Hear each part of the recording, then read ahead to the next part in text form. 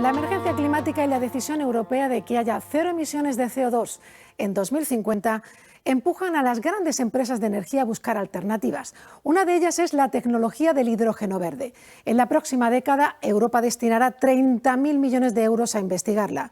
El hidrógeno se obtiene descomponiendo el agua, pero hoy por hoy hay que contaminar para producirlo.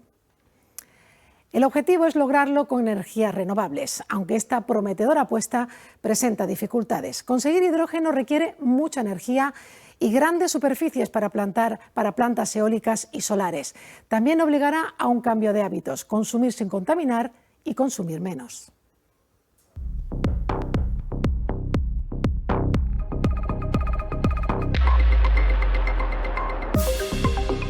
La central térmica Barranco de Tirajana produce el 80% de la energía eléctrica que se consume en la isla de Gran Canaria.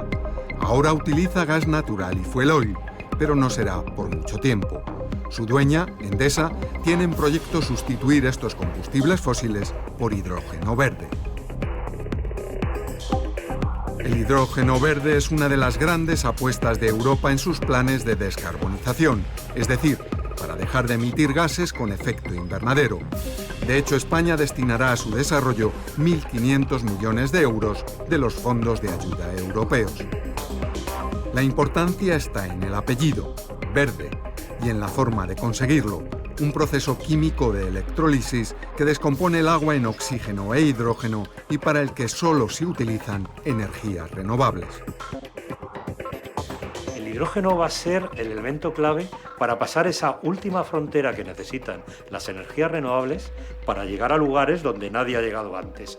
Y ese lugar donde nadie ha llegado antes es esa utilización prácticamente al 100% de las energías renovables. Pero esta gran apuesta de futuro abre también interrogantes sobre las limitaciones del hidrógeno verde. La primera limitación que tendría es la alta ineficiencia que tiene el proceso. Del 100% de energía renovable que usamos para generar el hidrógeno verde, probablemente podamos almacenar, dependiendo de la aplicación, entre un 20 y un 40%.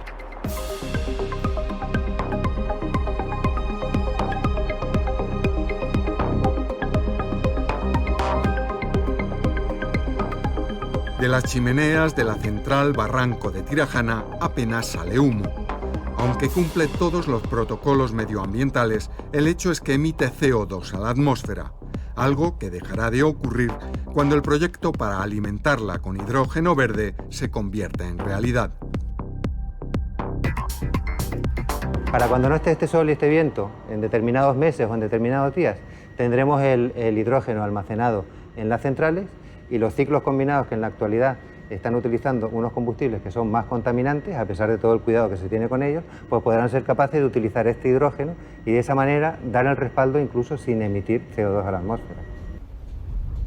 Con una dependencia de combustibles fósiles por encima del 90%, Canarias apuesta por alcanzar la autosuficiencia energética mediante energías renovables. Pero para poder producir el hidrógeno verde que haría falta, tendrán que multiplicar por 10 o 20 su producción actual de energías limpias. El hidrógeno es una oportunidad, tenemos que pasar por el hidrógeno y además el hidrógeno va a jugar tres papeles claves. Por un lado, los vehículos pesados en Canarias, a los cuales se le computa el 40% de los gases de efecto invernadero, tendrán que funcionar, tendrán que ser vehículos de hidrógeno. En segundo lugar, desarrollo de pilas de combustible para poder almacenar los excedentes de energías renovables que podamos tener en Canarias.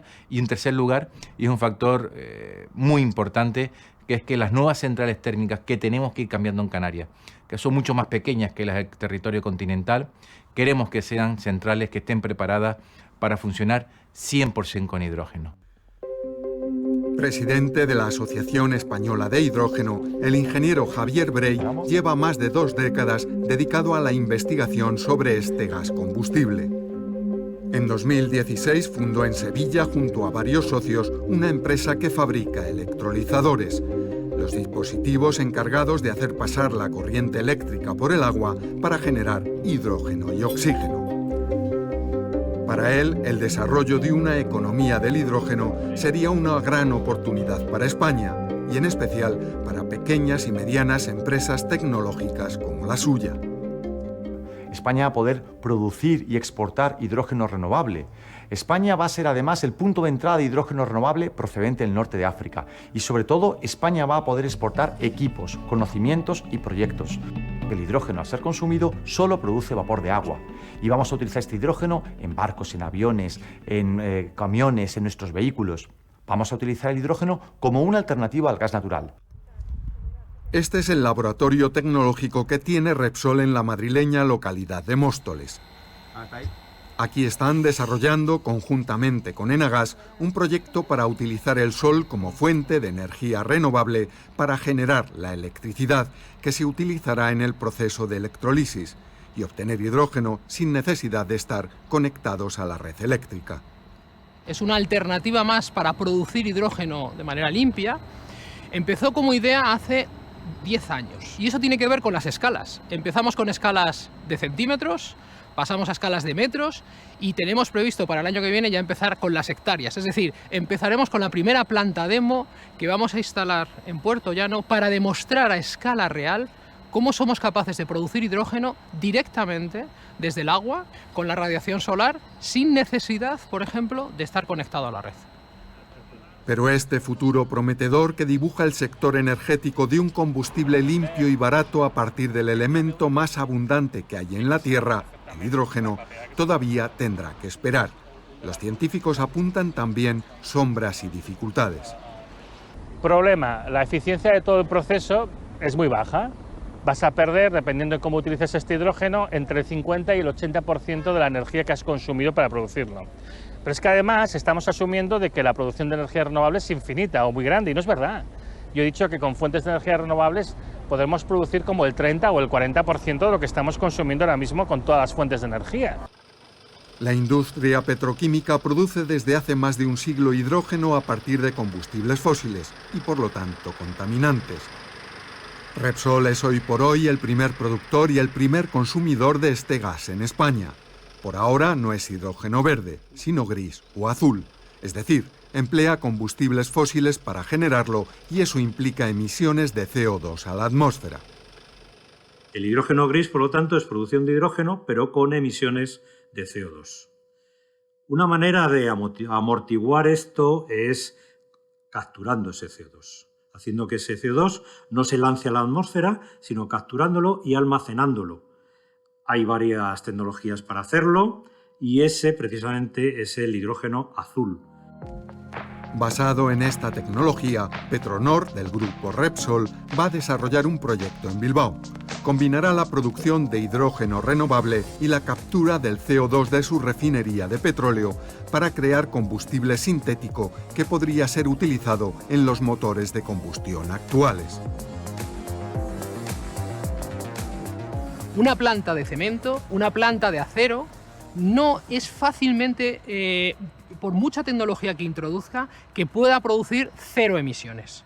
Con una captura eficiente puedes estar al mismo tiempo que produciendo el bien que tienes, el acero, el fertilizante, lo que necesites, puedes estar capturando ese CO2 y utilizarlo para el combustible sintético. Con lo cual no estarías en el ciclo global emitiendo de forma general.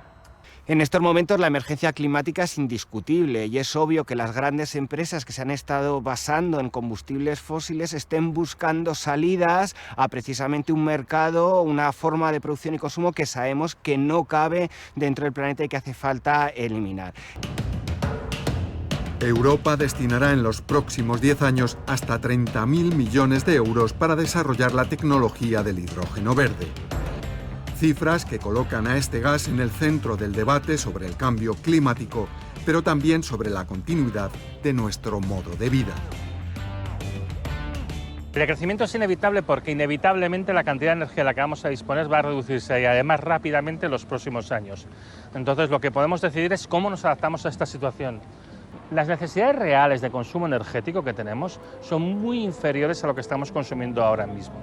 Podríamos consumir fácilmente la 10ª parte de todo lo que consumimos ahora y vivir lo que es para la gente de la calle, la gente como nosotros, exactamente igual.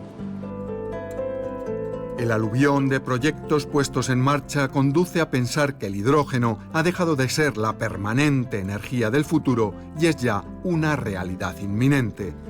A ello contribuye de forma esencial el abaratamiento de las energías renovables y el desarrollo tecnológico, pero sobre todo la progresiva desaparición de los combustibles fósiles y la decisión europea de que en 2050 las emisiones de carbono a la atmósfera tendrán que ser cero.